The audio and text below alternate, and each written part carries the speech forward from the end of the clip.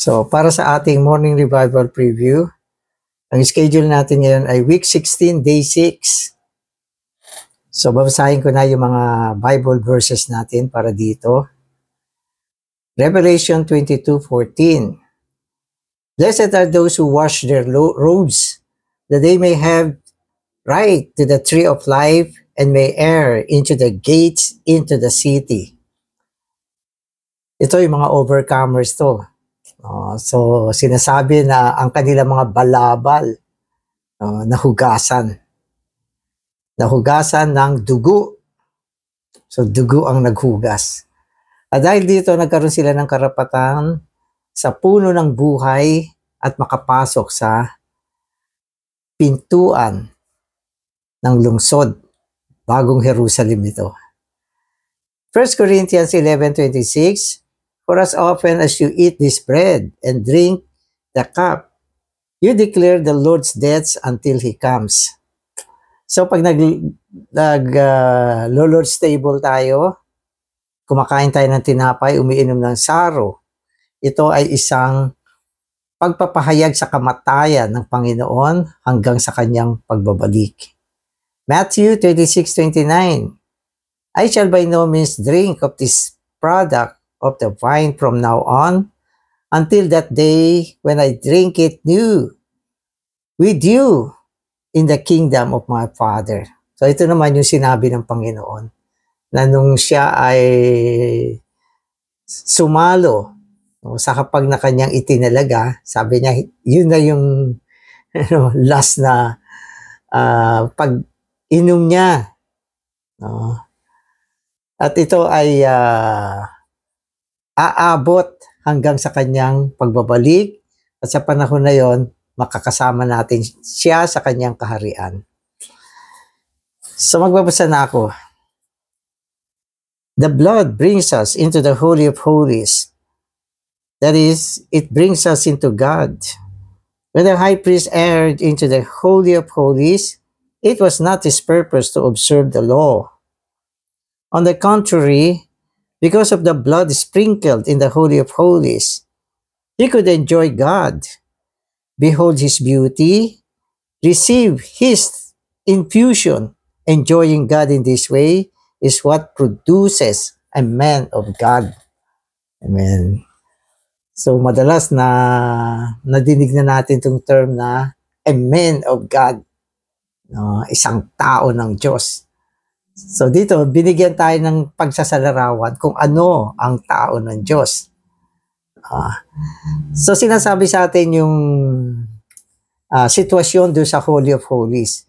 Kasi yung Holy of Holies, pag binanggit yung lugar na Holy of Holies, kabanal-banalan, yan yung lugar na kung saan nandun ang Diyos.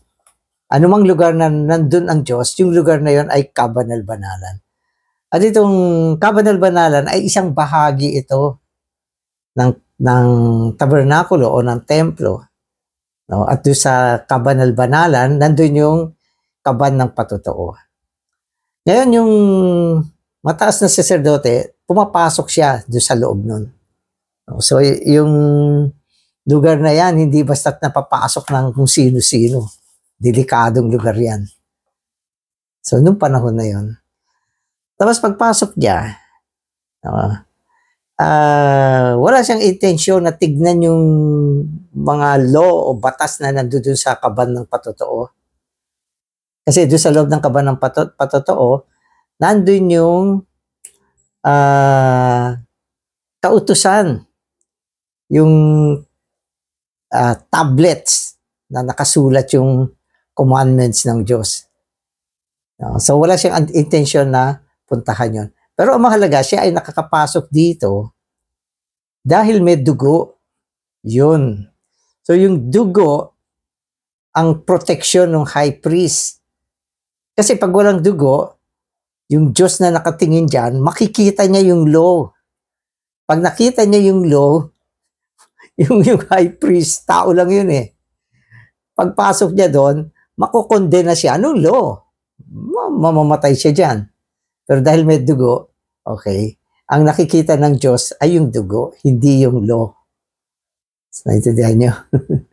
At dahil nakikita ng Diyos yung dugo, hindi niya kukondenahin yung high priest. Ang ibig sabihin kasi ng dugo, may namatay na para doon sa tao. No? At dahil diyan, itong high priest, nakakatanggap siya ng pagpapala. Nasusumpungan niya yung Diyos at nalalalinan siya. Kaya sabi, ito ang tao ng Diyos. So, paano natin i-apply yan? Dapat yung pamumuhay natin, okay, tayo ay nakakaranas ng bisa ng dugo ng Diyos, ng Panginoong Jesus, upang mapalaya tayo sa mga pagkukondena ng kasalanan, no, ng mga pagsalangsang. No, at dahil dyan, tayo ay nakakatanggap ng paglalalin. So, ang isang tao ng Diyos, isang taong nabubuhay, bubuhay siya. Okay, sa proteksyon ng dugo. Yan ay sa negatibong bagay at sa positibo naman, siya ay tuloy-tuloy na tumatanggap ng paglalalin ng Diyos. Yan ang men of God. Amen. In Revelation 7, those who have washed their robes and made them white in the blood of the Lamb are before the throne of God in the temple of God and are brought to springs of waters of life. Through the washing of the blood, we have the right to come to the tree of life and enter into the city of New Jerusalem. The tree of life and the city are the ultimate aspects of God as our portion. If we view the Bible as a whole, we shall see that the blood of the covenant brings us into the full enjoyment of God as our portion, both now and forever. Amen. Dito kasi ini-impress tayo do sa kapangyarihan ng dugo.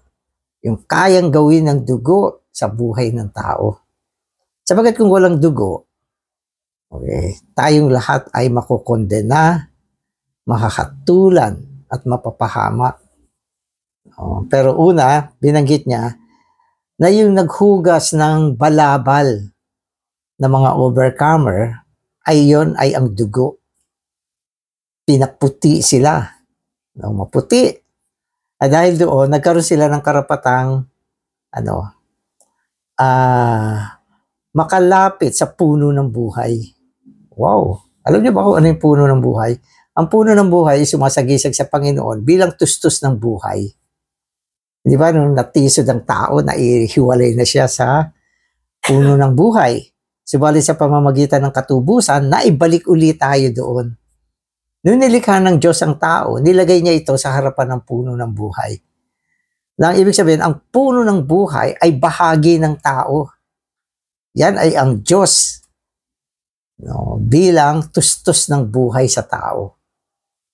At tayo mga tao na natisod, na ilayo dyan, muling naibalik. Naibalik tayo, nahugasan tayo ng dugo at naibalik ulit tayo. Nagkaroon tayo ng karapatan sa puno ng buhay. Tapos, nagkaroon din sila ng karapatan sa banal na siyudad. Yan ay ang bagong Jerusalem.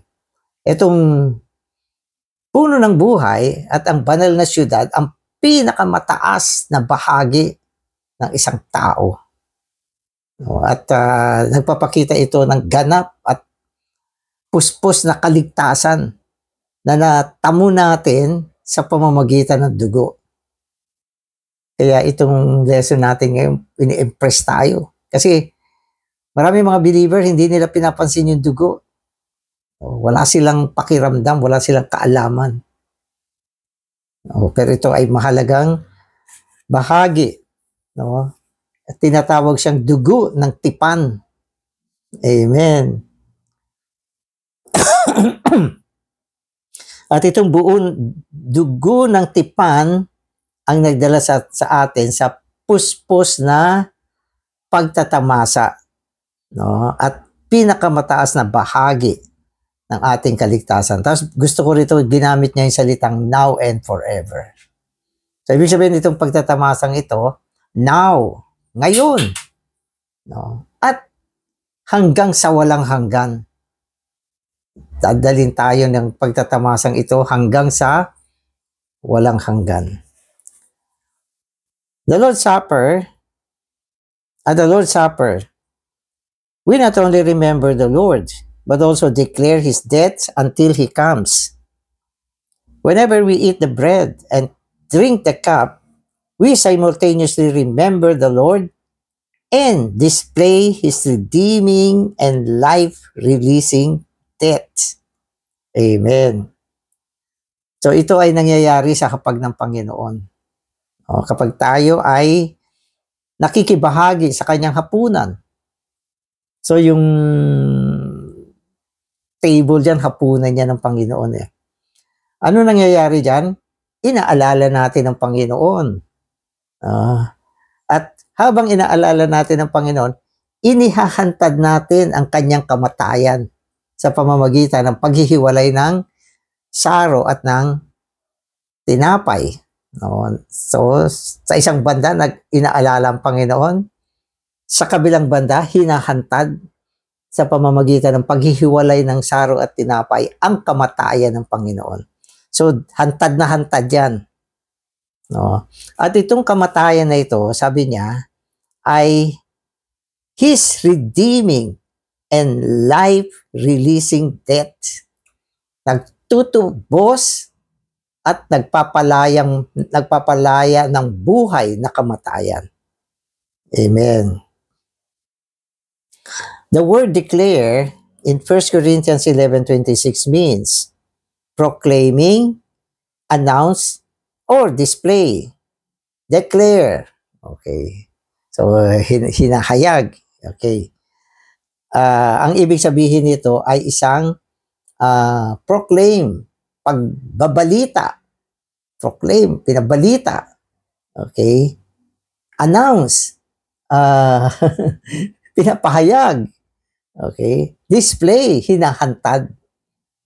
So, hindi yan tinatago. Importante yung kamatayan ng Panginoon. Kaya tuwing Lord's Table meeting, doon sa lamesa may declaration ng death eh. Naka-display doon, nakikita yung kamatayan ng Panginoon. Okay, so yun. Bakit natin siya dinidisplay? Amen. In fact, we remember the Lord Himself by declaring and displaying His death to the entire universe. Okay. So, maganda yung sabi niya. Inaalala natin ang Panginoon sa pamamagitan ng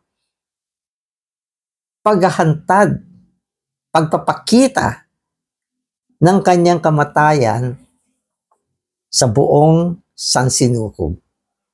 Sa buong sansinukob, nakikita nila ang kamatayan. So, meron ba kayong ganyang experience? Kung dumadating ba kayo sa Lord's Table, pagpasok nyo pa lang, nakita nyo na yung paghihiwalay ng tinapay at ng saro. Nakikita nyo ang kamatayan na nagpalaya ng buhay. Kamatayan siya, pero isa siyang kamatayang nagpalaya sa buhay at ito ngayon ay nakadisplay sa hapag ng Panginoon. Bakit? Okay, so ito ay hinahantad sa mga demonyo, mga anghel. Ang anghel ay dalawang uri. Mga masasamang anghel at mabuting anghel. At sa mga tao. So, pinapakita yan, yung kamatayan na yan. Amen.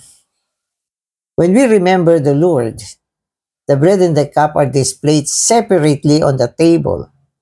The bread refers to the Lord's body, and the cup refers to His blood. The separation of the body and the blood signifies death.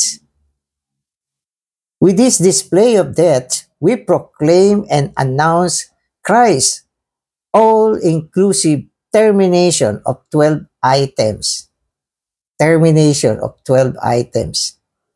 Pinapakita diyan ang kamatayan ng Panginoon. Okay? At binabalita, yung kamatayan niya, nagbabalita ng pagtapos sa 12 bagay. Siyempre, mga negative ito. Kaya tinapos Tinapos niya ang 12 bagay, yung kamatayan na nakikita natin dyan. Tinerminate niya ang 12 bagay. Ano yan? Okay, so sabi niya, angelic life, buhay ng mga anghel. Tinapos pati mga anghel. Human life, ito yung buhay ng tao. Satan, the kingdom of Satan, sin, sins, world, death, flesh, old men, self, all creation. So, 12 item lahat yan. Tinerminate nung kamatayan na yon. So, anong natira? Walang negatibong natira. Natapos lahat. Kasi pag sinabi mo tinerminate, lahat yung mga binanggit na yan, okay, ay natapos na. Natapos na. At syempre, yung human life na sinasabi niyang natapos, ito yung buhay ng tao na natisod. Tinapos niya dyan. Kaya tayong mga believer, meron tayo isang life na na-terminate eh. Buhay pa naman tayo. Pero alam niyo ba yung history natin? No, tayo ay na-terminate ng krus ng Panginoon. Anong na-terminate sa atin? Yung lumang buhay natin. Di ba eh? Yung laman natin, yung natural na buhay natin, yung natisod na buhay, yung buhay na kasalanan, na-terminate dyan. Tayo ngayon, nandito, mga bago na tayo. Alam niyo ba yun? Bago na tayo. Sabi nga nila eh, hindi ko alam kung gaano katotoo. Kasi hindi naman ako doktor. Sabi nila, itong daw buong katawan natin, hindi na daw yan ang katawan natin na pinanganak nung naipanganak tayo. Dumaan na yan sa isang pagbabago. Kasi yung katawan, di ba, merong yung mga lumang tissue na worn out, tapos nagpuproduce ng bago, nagmutate. So tayo, nagkaroon na ng spiritual death and termination. Hindi na tayo ito. Tayo ay bago na. Kaya sinasabi, dito sa buong Sansinukob, nakalikha ang Panginoon ng bagong tao. Okay? At bagong paglikha. Sa pamamagitan ng krus niya, tinapos na niya lahat yung luma. At yan ay nakadisplay. Yung kamatayan na tumapos dyan, nakadisplay sa hapag ng Panginoon. Amen. So, we are to declare the Lord's deaths until He comes. Amen. So, kailan natin iahantad ang kamatayan na ito hanggang bumalik siya? Ibig sabihin, pagbalik ng Panginoon, hindi na natin gagawin to. Ito, pagdi-display ng kamatayan niya, tuloy-tuloy na gagawin ito. Every Lord's table meeting, naka-display. Every Lord's Day, naka-display. No, at every Lord's Day, every Lord's table meeting na uma-attend ka ng Lord's table meeting, nakikita mo yan. No, at ito ay ginagawa natin, gagawin natin hanggang sa pagbalik ng Panginoon. So kung bumalik na ang Panginoon, wala nang Lord's table meeting. Pero yung alaala niya, andyan pa. Yung alaala na yung pagtatamasa natin sa Lord's table meeting, dadalhin natin yan hanggang sa kawalang hanggan. Diba? Yun yung sinabi sa atin. Eh kung hindi ka nag-Lord's table ngayon, wala kang alaala. Kaya mahalaga na hanggat nandito tayo, tuloy-tuloy natin gawin ito sapagat ito ay ordination ng Diyos. Ordination to itong ginagawa natin.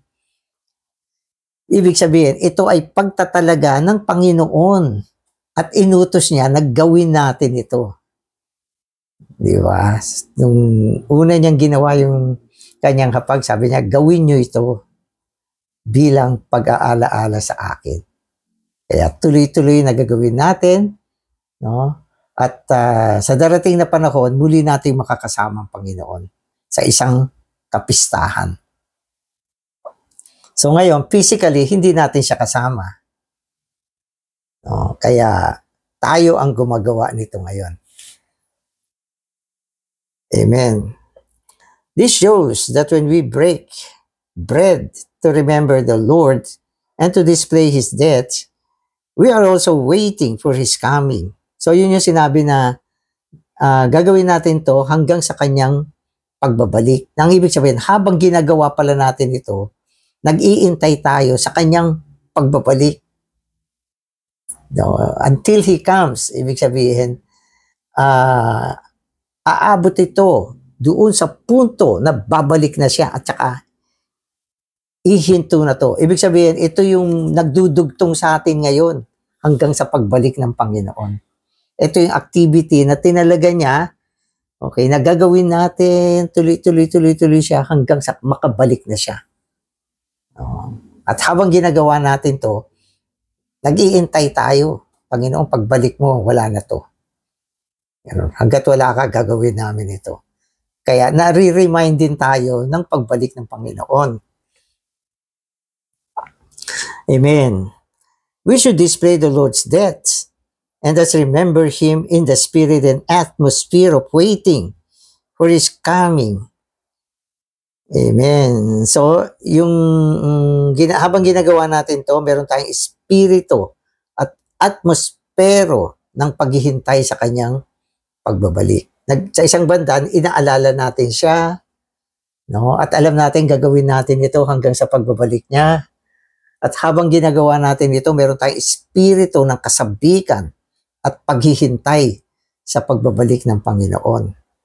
Amen. We have a glorious hope. One day Christ will return and change our body. When our body of humiliation is transfigured into the body of His glory at His coming, our redemption will be complete. No, bakit may kasabikan? May kasabikan ang tayo habang inaantay ang Panginoon. Sapagat yan yung araw na babaguhin niya ang ating katawan. Itong katawan na mahina, no? Itong katawan na maraming problema, sakit, pagtanda, kahinaan, at kung ano-ano.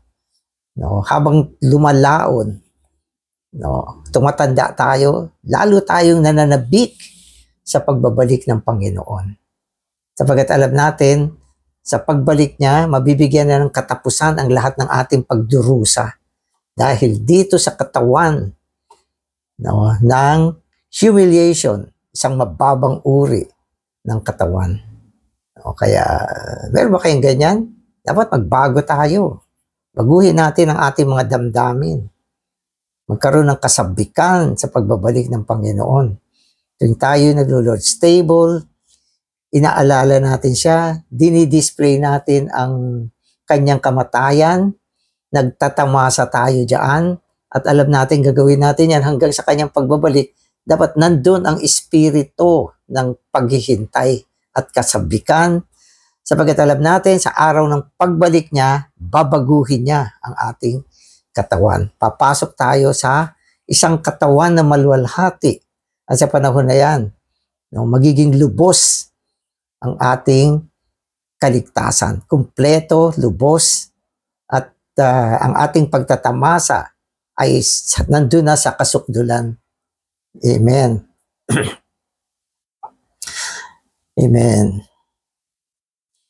After His death, He went away to receive the kingdom, and He will come again with the kingdom. So may isang sentence lang to, pero kailangan alam natin to. Okay? Pagkatapos siya mamatay, siya ay umalis. Nung namatay siya, tinanggap niya yung kaharian. Okay, yun. At nung umalis siya, dinala niya yung kaharian. At sa pagbalik niya, hindi lang siya babalik, dala uli niya yung kaharian para sa atin. Kaya ang pagbalik ng Panginoon ay ang pagbalik ng kaharian. No, na natamo niya sa kanyang kamatayan at dinala niya sa kanyang paglisan. Pero sa kanyang pagbalik, hindi lang ang Panginoon ang babalik, pati kaharian dadali niya. At syempre, itong kaharian na ito, magiging isang kahariang gantimpala para sa mga mandaraig. Kung mandaraig ka, masabik ka. Kung hindi ka naman mandaraig sa piling mo, so mag-rise up.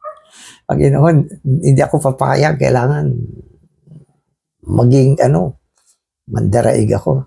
Para yung kaharian dala mo, may bahagi din ako. Ganun dapat. Dapat yung mga words dito, encouragement. Hindi yun ako. Hindi pala ako kasama dyan. Ikaw ang nagsabi kasi niyan.